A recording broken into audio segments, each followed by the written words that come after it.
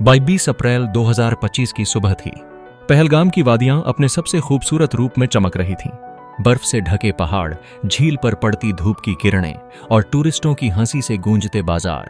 कोई नहीं जानता था कि इसी हंसी के बीच कुछ ऐसा छुपा है जो कुछ ही घंटों में चीखों में बदल जाएगा।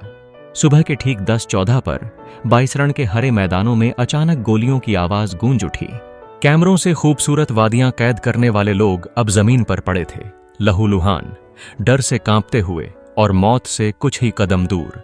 यह हमला सिर्फ एक वारदात नहीं थी, ये था भारत के दिल पर किया गया वार, जिसने हर नागरिक को झकझोर दिया।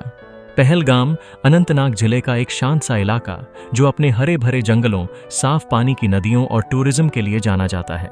हर साल हजारों टूरिस्ट यहाँ आते हैं, कुछ हनीमून पर, कुछ ट्रैकिंग के लिए, तो कुछ बस इस सुकून भरे माहौल का हिस्सा बनने के लिए। स्थानीय लोग बड़े ही सीधे और मेहमान नवाज होते हैं। टूरिस्ट को देखकर बच्चों की आंखें चमक जाती हैं। दुकानों पर गर्म चाय और कश्मीरी कहवा के साथ बैठकर लोग घंटों बातें करते हैं। लेकिन इस सुकून में कुछ महीनों से एक अजीब सी बेचैनी भी थी, जिसे केवल स्थानीय लोग ही महसूस कर पा रहे थे। सुबह 8 बजे से ही बाईसरण के लिए टूरिस्ट निकल चुके थे। घोड़े वाले गाइड, खाने पीने की चीजें बेचने वाले और छोटे मोटे लोकल दुकानदार सब अपने अपने काम में लगे थे। लेकिन 10:14 पर सब कुछ बदल गया। 3 लोगों ने बाईसरण की ओर से फायरिंग शुरू कर दी। पहले लगा किसी ने पटाखे जलाए हों, लेकिन अगले ही पल चीखें, खून और गिरते लोग दिखाई देने लगे। आतंकियों ने अंधाधुंध फायरिंग की। जो भागने की कोशिश करता उसे गोली मार दी जाती। एक महिला जो अपने पति और 5 साल के बेटे के साथ आई थी, उसके सामने ही उसका बेटा गिर पड़ा। मैंने उसे अपनी गोद में लिया। उसकी आंखें खुली थीं, लेकिन वो कुछ नहीं कह रहा था। चारों तरफ लाशें बिछ चुकी थीं। 15 मिनट में 26 लोग मारे जा चुके थे, जिनमें विदेशी सैलानी भी शामिल थे।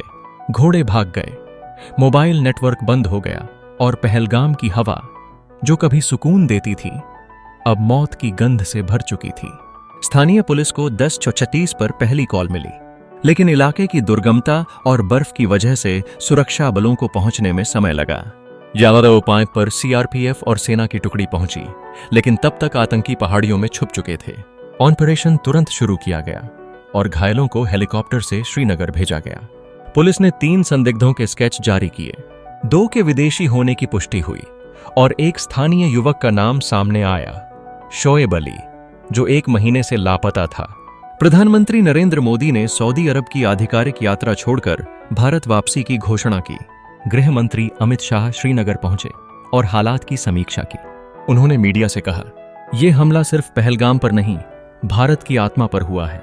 इसका जवाब जरूर मिलेगा। भारत ने तुरंत अटारी वाघा बॉर्डर बंद कर दिया, पाकिस्तान के नागरिकों के वीजा रद्द कर दिए और सिंधु जल समझौते पर पुनर्विचार की बात कही। अदिति मेहता, नई दिल्ली, अपनी शादी की पहली एनिवर्सरी पर पति के साथ आई थीं। पति की मौके पर ही मौत हो गई। अदिति खुद गंभीर रूप से घायल हैं। नीरज तिवारी, उत्तर प्रदेश, टूर गाइड थे। गोलियों से अपने 4 टूरिस्ट को बचाते हुए मारे गए। रेशमा और इमरान, महाराष्ट्र, अपने 2 बच्चों के साथ आए थे। दोनों बच्चे मारे गए। रेशमा अब बोल भी नहीं पा रही। इन चेहरों में कोई एक आम भारतीय है जो सिर्फ घूमने गया था, लेकिन लौटकर तिरंगे में लिपटा आया। अमेरिका, ब्रिटेन, फ्रांस और यहां तक कि चीन ने भी हमले की कड़ी निंदा की। यूएन में भारत ने एक प्रस्ताव रखा, सीमा पार आतंकवाद को वैश्विक युद्ध अपराध घोषित करने की मांग के साथ। भारत ने पाकिस्तान को साफ संदेश दिया, अब अगर एक भी गोली चली तो जवाब गोले से मिलेगा। एनआईए ने जांच शुरू की और आईएसआई लिंक की भी पुष्टि हुई। भारत ने कूटनीतिक मोर्चे पर भी कड़ा रुख अपनाया। पहलगाम में अब टूरिस्ट नहीं है, बाजार बंद हैं और बर्फ अब भी है, लेकिन वो सुकून नहीं रहा। हर गली में शोक है, हर चेहरे पर डर है। स्थानीय लोग कहते हैं, पहलगाम अब वही नहीं रहा। उस दिन हमारी मासूमियत भी मारी गई, लेकिन सुरक्षा बल अब पूरे इलाके में अलर्ट हैं। ऑपरेशन लगातार चल रहा है और अब भी कुछ आतंकी जिंदा माने जा रहे हैं। यह कहानी एक हमले की नहीं, एक देश की आत्मा पर हुए घाव की है। लेकिन भारत झुकता नहीं। शहीदों की याद में पहलगाम में एक स्मारक बन रहा है, ताकि हर आने वाला टूरिस्ट ये जान सके कि इस वादी ने सिर्फ खूबसूरती ही नहीं देखी, खून और बहादुरी भी देखी है। अगर आप भी चाहते हैं कि देश में ऐसा कोई हमला दोबारा ना हो, तो जागिए, सतर्क रहिए और सुरक्षा बलों का साथ दीजिए। कमेंट में लिखिए, शहीदों को सलाम और इस वीडियो को ज्यादा से ज्यादा शेयर कीजिए ताकि हर कोई जान सके। पहलगाम की वो सुबह कभी नहीं भुलाई जाएगी।